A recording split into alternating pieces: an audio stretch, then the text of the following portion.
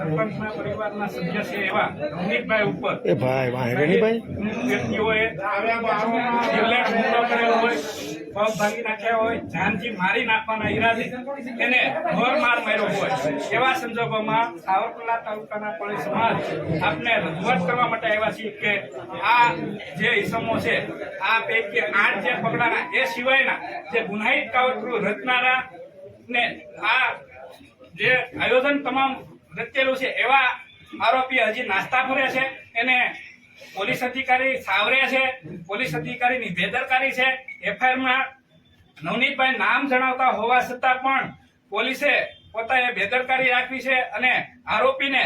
સહકાર આપતા હોય એવું પ્રથમ દ્રષ્ટિએ ધ્યાનમાં આવતું હોય તો અમારી રજૂઆત એવી છે કે આ જે નવનીતભાઈ જે નામો આપ્યા છે નામોમાં આરોપીને સમાવેશ કરવામાં આવે અને આ તમામ આરોપી વિરુદ્ધ 307ની કલમ જે 109 છે અત્યારે ભારતીય ન્યાય સંહિતાની કલમ 109 મુજબ ગુનો નોંધવામાં આવે, એક ભારતીય ન્યાય સંહિતાની કલમ 61 મુજબ ગુનો નોંધવામાં આવે અને 324 મુજબ જે મિલકતને નુકસાન કર્યું એનું વિડીયો જે જોવામાં આવે તો નવનીતભાઈનું ટુ વ્હીલ જે અહીંથી અહીં ફંગોળે છે એ ટુ વ્હીલને પણ નુકસાન થયું છે તો આ નુકસાનીની ભરપાઈનું આમાં ગુનો નોંધવામાં આવે એવી અમારી આપ સાહેબને રજૂઆત છે. જે આપ સરકાર સુધી અમારી આ રજૂઆતને પહોંચાડો એવી આપ સાહેબને નમ્ર વિનંતી. આ નહીં કરવામાં આવે, આ આરોપીને નહીં આમાં સમાવેશ કરવામાં આવે તો આવનારા દિવસોમાં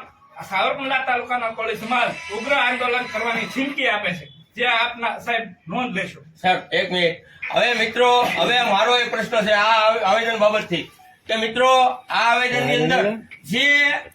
પીઆઈ ને સસ્પેન્ડ કર્યા પણ આમાં ડીવાયએસપી સામેલ હોય એવું અમને જણાય છે તો એના માટે પણ અમારો વિરોધ છે. એના